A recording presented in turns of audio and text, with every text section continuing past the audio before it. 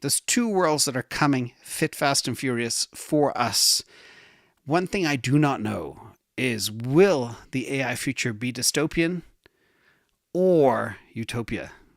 That is the big question. This little graphic on the left is kind of poverty and misery and darkness and everything else, because everybody will be stuck on UBI, etc.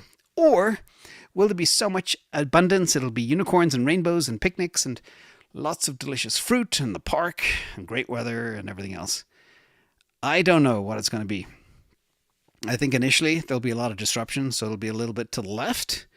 But for those that have the foresight to position themselves, they can have the one on the right. This is why I make these videos. No other purpose.